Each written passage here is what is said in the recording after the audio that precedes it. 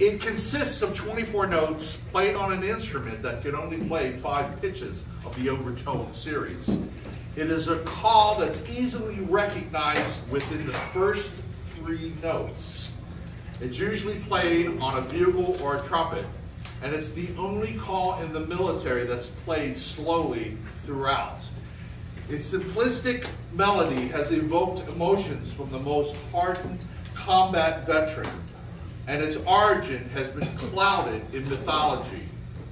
It's a call that has a dual purpose. One to signal lights out at the end of the day, and the other as a formal military honor to those who have served in uniform. It's a call that's been open to interpretation and arrangement, from a solo rendition to echo versions to accompanied arrangements like we just played, and in musical settings. It is a melody that has had many lyrics set to it. It is a piece of music performed by polished military professionals, amateurs, school bandsmen, and volunteers interested in providing the service at veterans' funeral.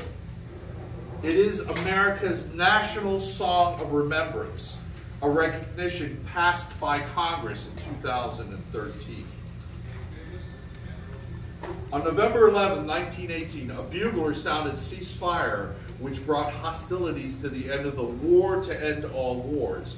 3 years later, on the plaza of the Memorial Amphitheater, Arlington National Cemetery, an unknown American soldier from that war was buried with full military honors. The bugler, Frank Witchey, is standing right here, just right outside the picture. The tabard that he would have used is over there in the corner, the little bugle banner. It's not sure if it came from him, so it may have been one that he used, not sure. But anyway, over the next 63 years, 3 more Americans would be laid to rest next to the World War I unknown, symbolizing their greatest contribution to our nation. At each of these ceremonies, a bugle call was sounded as a tribute to those who, as President Abraham Lincoln put it, gave the last full measure of devotion. Of all the military bugle calls, none is so easily recognized or more apt to evoke emotion than the 24 notes that comprise taps.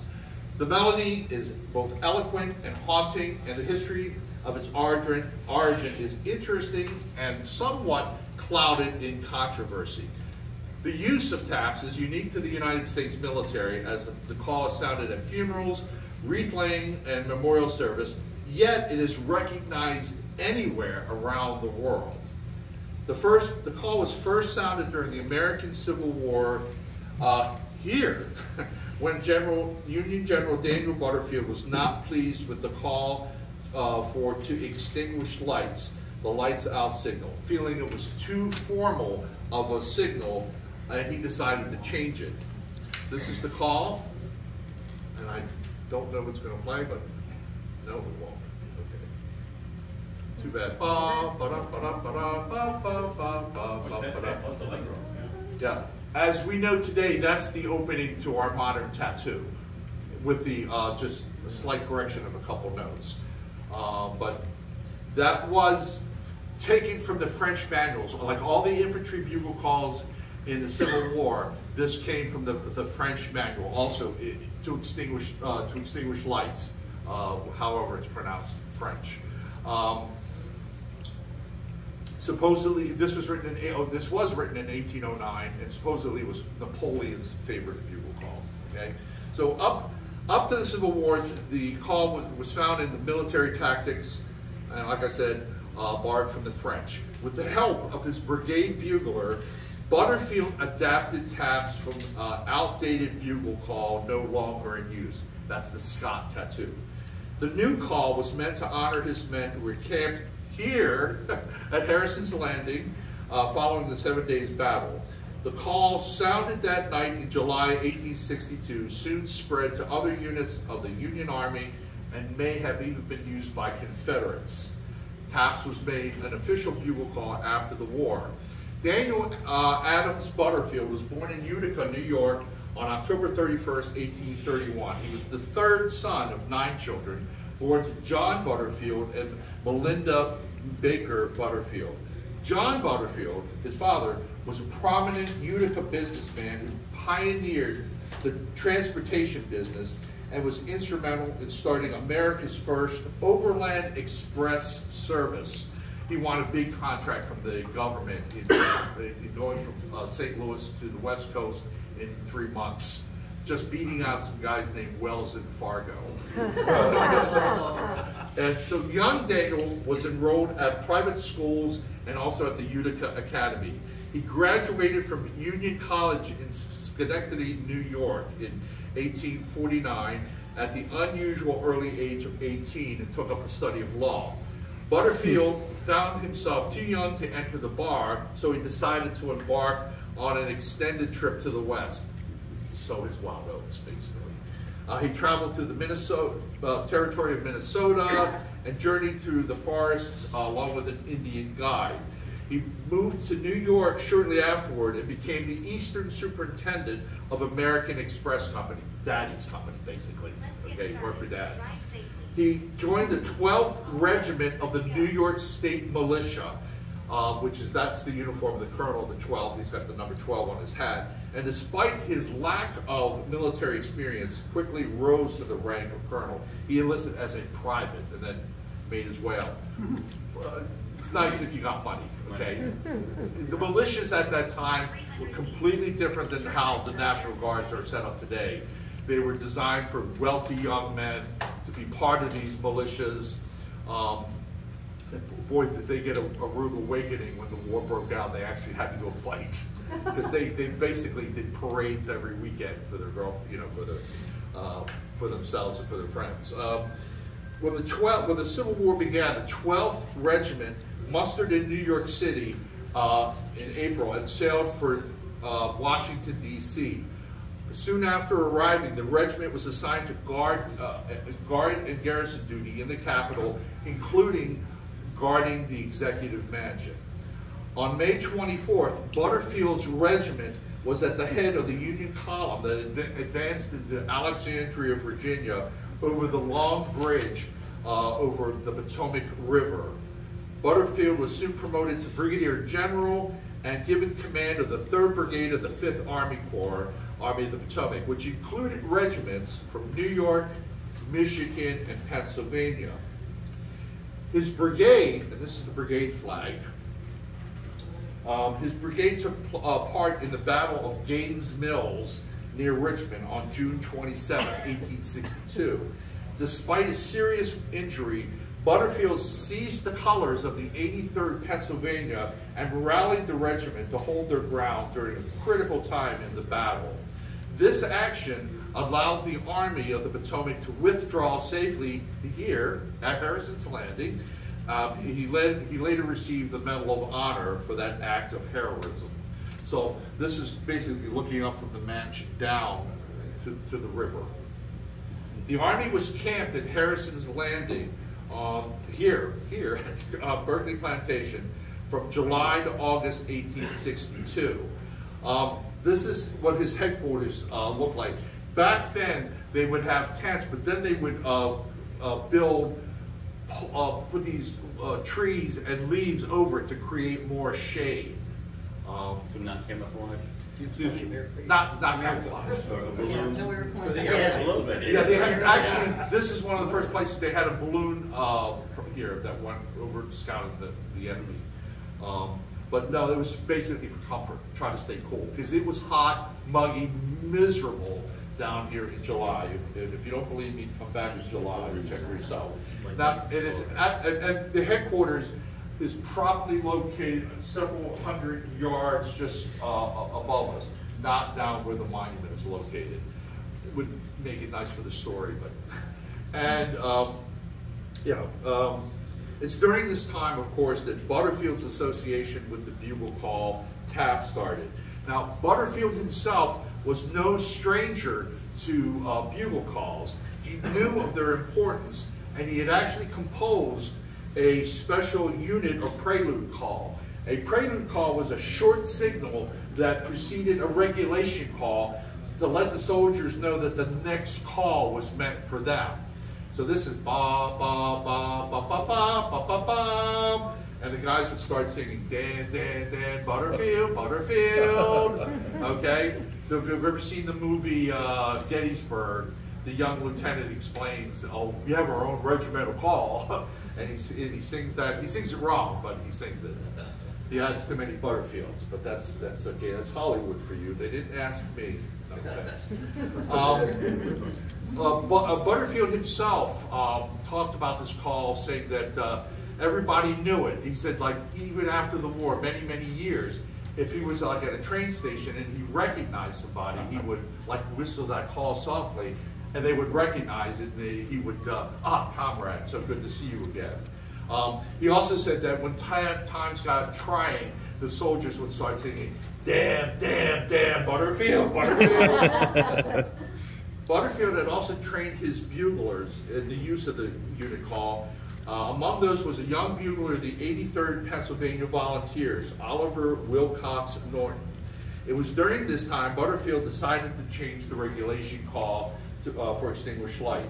Now Norton, this is a great photo of him early in the war. He's wearing this uniform. It's a French-style uniform, this chasseur uniform, which is actually was like greenish. They got rid of that after, when the war started, went to the regular blue. But Norton wrote about the call. He said, during the early part of the Civil War, I was the bugler at the headquarters of Butterfield's brigade. One day, soon after the 7 days battle on the peninsula, when the Army of the Potomac was lying in camp at Harrison's Landing here, General Butterfield sent for me, and showing some notes on a staff written in pencil on the back of an envelope, asked me to sound them on my bugle. I did this several times, playing the music as written. He changed it somewhat, lengthening some notes, shortening others, but retaining the melody as he first gave it to me. And after getting it to his satisfaction, he directed me to sound the call for taps thereafter in place of the regulation call, okay? So Norton, of course, goes out and sounds the call. And he says that the music was beautiful on that still summer night and was heard far beyond the limits of our brigade. The next day I was visited by several buglers from neighboring brigades asking for copies of the music, which I gladly furnished. I think no general order was issued from Army headquarters authorizing the substitution of this for the regulation call, but as each brigade commander exercised his own discretion in such minor matters, the call was gradually taken up through the Army of the Potomac. So there it spreads like wildfire, okay? Butterfield corroborated that story. He said, the call of taps did not seem to be as smooth, melodious, and musical as it should be, and I called in someone who could write music and practiced a change in the call of taps till I had it suit my ear. And then, as Norton writes, got it to my taste without being able to write music or knowing the technical name of any note, but by simply by ear, arranging it as Norton described. So on the surface, this seems to be the true history of the origin of taps. Indeed, the many articles written about taps cite this as the story, as the beginning of Butterfield's association with the call. And certainly Butterfield never went out of his way to take credit for the composition. There are two monuments to Butterfield in New York. There's a monument in a park near Grant's tomb, and of course Butterfield's grave at West Point. Neither monument mentions anything about taps on it. But of course we have discovered, this photo, by the way, was taken from the centennial commemoration of taps here in 1962. They did like little plays here. It was kind of neat.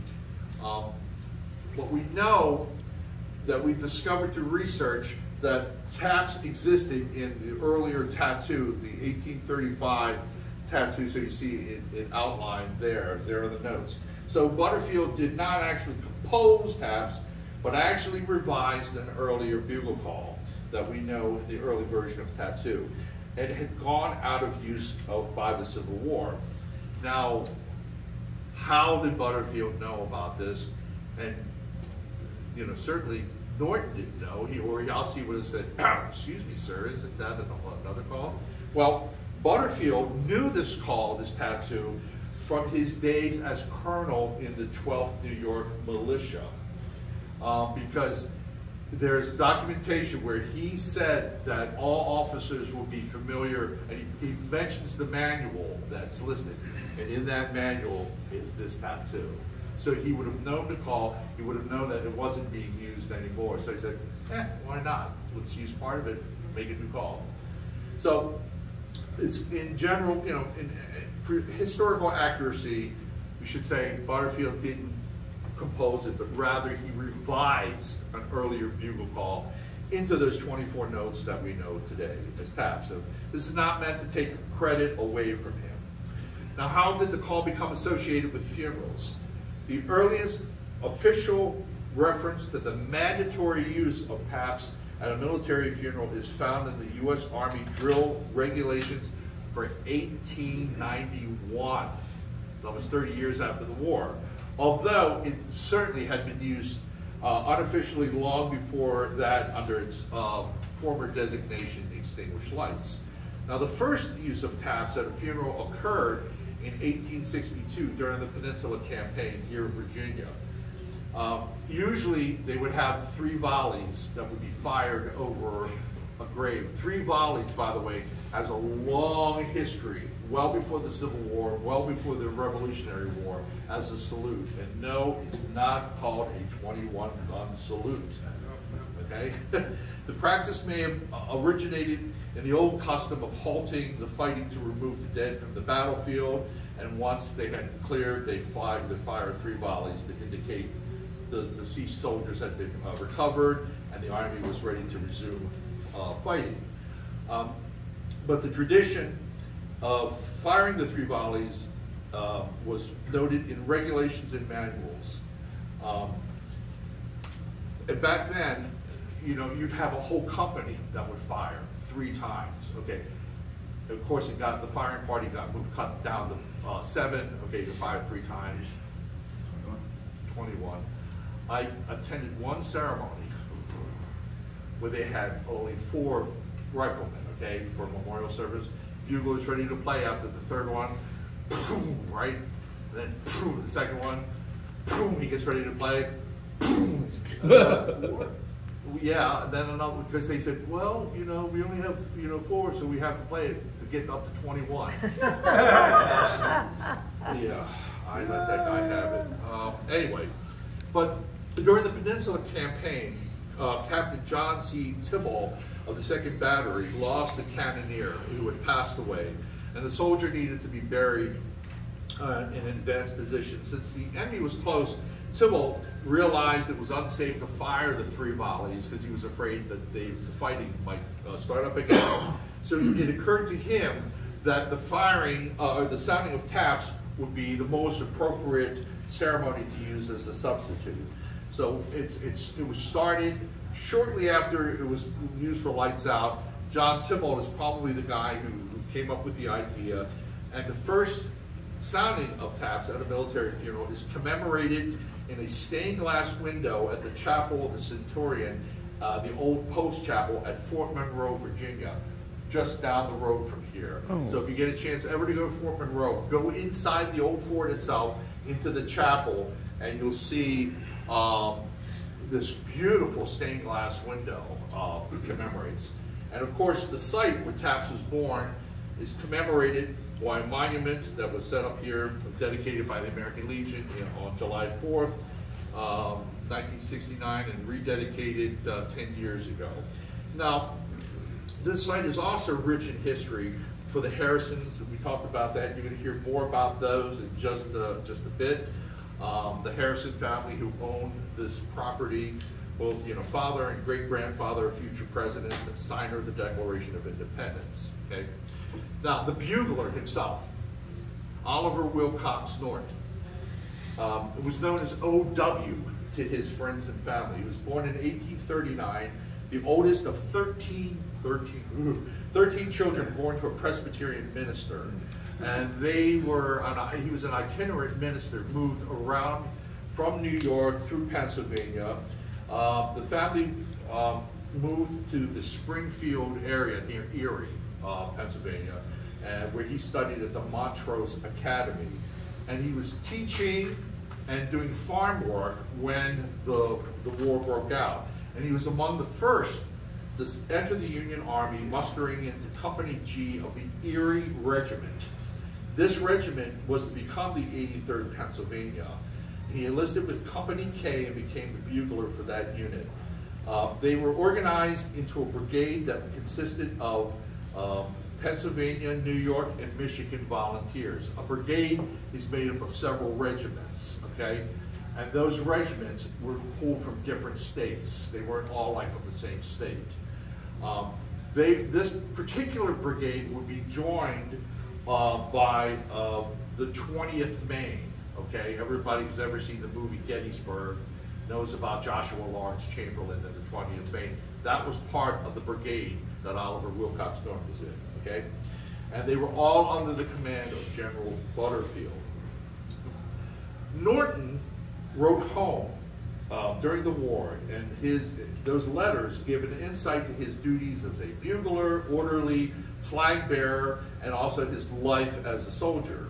Nearly 2/3 of the approximately 150 wartime letters were written to his sister, Elizabeth Norton. She was also known to him as Sister L, and also L for Libby. According to family legend, she was active in the Underground Railroad system that helped runaway slaves escape to Canada. And she lived in Sherman, New York, where she had married a farmer. Okay? The letters, nobody knows whatever happened to the original letters. They were all recopied into a big binder book before publishing. And the binder book, beautiful manuscript, was done by Norton's secretary later in life, and it's now in my possession. So, but the original letters are long gone. Let me finish this, okay? Because I'm really trying to. Butterfield was to leave the brigade. He went on to serve as Chief of Staff to General Joseph Hooker and then General Meade. The brigade was under the new command of Colonel Strong Vincent. Okay, now Vincent fought at Gettysburg in July '63 and was instrumental in pushing back the Confederate attack on Little Round Top on the second day. It was Colonel Vincent who was in charge of the brigade that was on Little Round Top, and 20th Maine, of course, was on the end of that. Norton was the brigade bugler, and he was and guidon, and so he was an eyewitness to the actions that day. Unfortunately, Strong Vincent was killed. He was mortally wounded on that second day, died of just a horrible death a couple days later from his wounds. Before he died, he was read his promotion to Brigadier General, which was quickly approved by the President. And the citation was read to him on his deathbed. He was so loved by his men that, well, this is so tough. The guys would come, and clip off parts of his uniform to take home as mementos. And it really affected Oliver Wilcox Norton. They had become friends.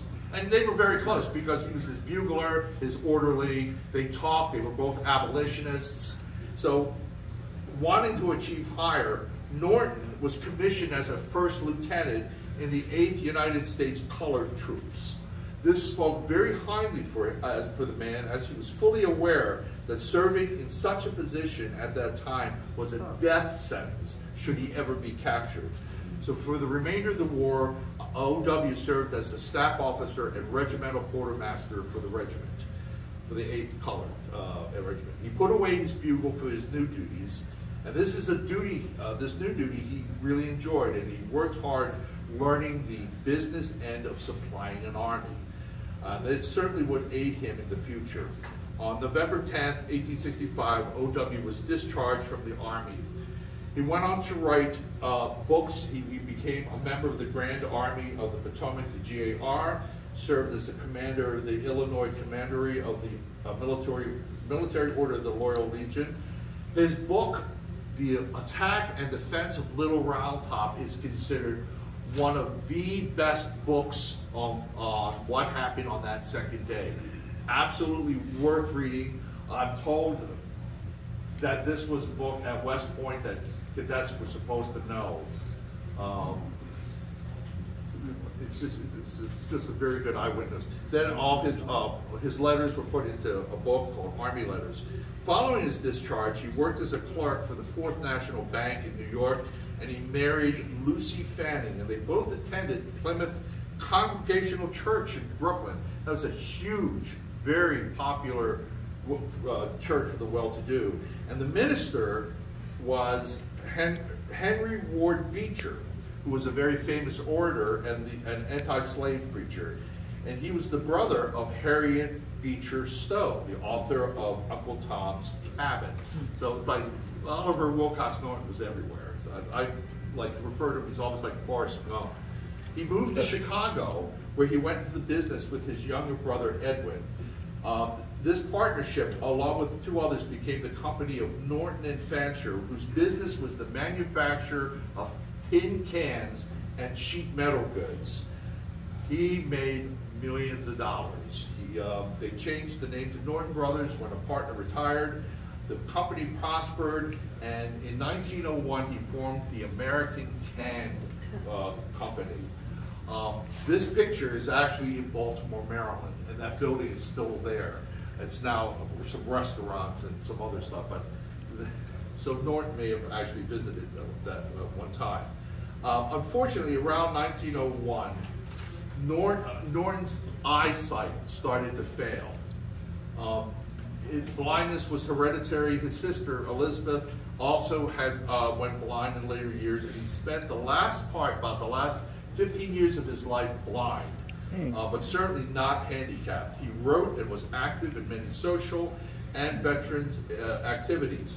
Now, while he was in Chicago, he became acquainted with Bishop John Vincent, who was a cousin to Strong Vincent, the colonel back at Gettysburg. Bishop Vincent was the co-founder of Chautauqua Institute in Western New York. Have you ever been to Lake Chautauqua? Mm-hmm. It's incredible. Well, it's beautiful there. Now, the friendship led to Norton's interest in Chautauqua and the building of a summer home on the lake in 1901. The house still stands. I just toured it 2 months ago. It's absolutely gorgeous. And I posted some photos up there. This house still stands. A relative, Mrs. Florence Hedge Norton, makes her home also in the community. He was an avid music lover and a staunch supporter of the Theodore Thomas Orchestra. In 1920, he passed away at the age of 81, and his ashes were, he was cremated. Nobody knows exactly what happened to his ashes. I suspect they were scattered at Lake Chautauqua because he really loved it. His wife contributed money to the building of a concert hall on the grounds of Lake Chautauqua. Norton Hall, it was dedicated to the performing arts, opened in 1929. It still stands today, and one of the things about this opera house is that all operas are performed in English. There, very interesting. Butterfield would go on, was severely wounded at Gettysburg, and then he fell victim to sickness during Sherman's march to the sea. Oh, by the way, I'll quickly go back. This is his sword, his spurs. His spurs are hanging there. These are items that we got out of the museum and brought down to Arlington that were on display for 3 years. I had a Civil War photographer take this image for me using original equipment. So we have his book that he wrote, his caps, of course, the Medal of Honor, and his photo. But he stayed in the Army after the war, serving as a superintendent of the recruiting service, and then he resigned from the Army to serve in the Treasury Department under Ulysses S. Grant, which probably made him a scoundrel.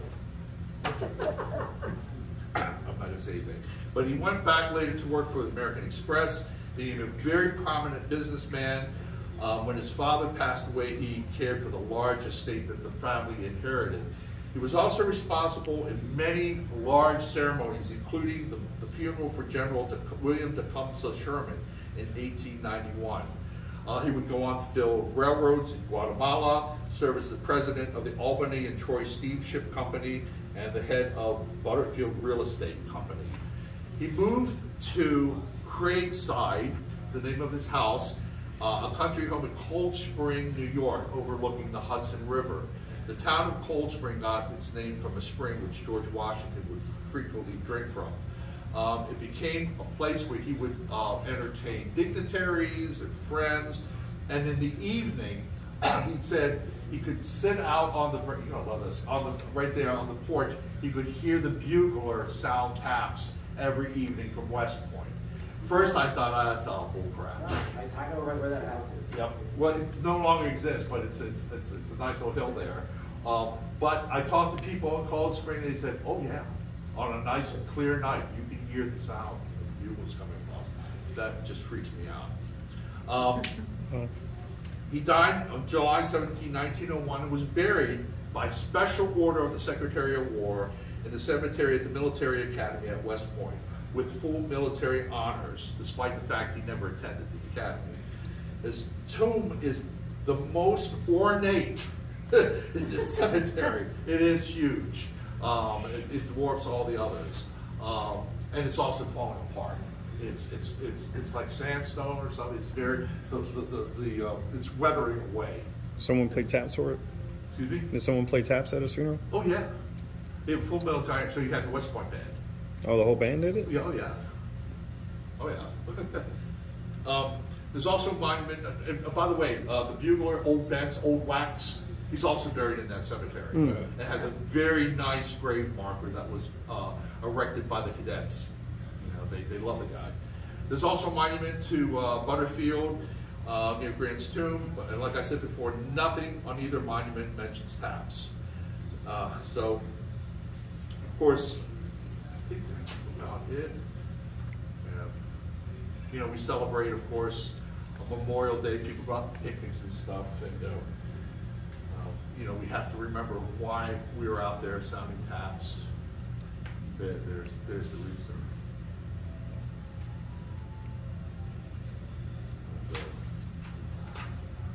You know, it says there's no other uniform in the world that exemplifies freedom more than the one worn by our nation's soldiers, Marines, sailors, airmen, and Coast Guardsmen, and now Guardians, the Space Force. So it's very fitting on each Memorial Day we remember those who made the ultimate sacrifice, and once again, as the bugle sounds and sad notes, it reminds us the cost that our freedom is not cheap. Now, this is Kennedy. This is taps being played by Keith Clark for President Kennedy in 1963. Does the bugle call affect a veteran? In September 1889, Oliver Norton returned to the hills at Gettysburg. He was the guest speaker for the dedication of the monument for Strong Vincent and the 83rd Pennsylvania, and he brought his bugle with him. So after he spoke, he said he's standing near the rocks where Vincent fell. He sounded the old brigade call. Ba, ba, ba, ba, ba, ba, ba, ba. A great shout went up from the many veterans below. They came charging up the hill, asking him to sound the call again. He wrote, that familiar sound echoing among the rocks where they had fought brought back, perhaps more vividly than words could do, the memories of the days when they had answered so often to its sound. So as buglers, there's Warren looking over there. So as buglers, we're allowed to pay back those who served our country in a very special way. For each bugler, then as today, the most sacred duty one performs is the sounding of taps. 24 notes created on a hot and humid afternoon, July 1862, comprise our nation's most eloquent melody. Playing for a nationwide audience or playing for a ceremony with just a few people, it is performed with the utmost care and perfection. And I'm honored each time that I'm asked to play the call, for I know that a little more of our debt, our freedom's debt, is being paid. And as Oliver Wilcox put it, There is something singularly beautiful and appropriate in the music of this wonderful call. Its strains are melancholy yet full of rest and peace. Its echoes linger in the heart long after its tone have ceased to vibrate in the air. Like Handel's Largo, it is immortal. And that was a shot of me at the tomb back in my good-looking days, just before we open up the exhibit. Wow, I got 5 minutes to spare. So that's the little history of. Thanks, I appreciate it.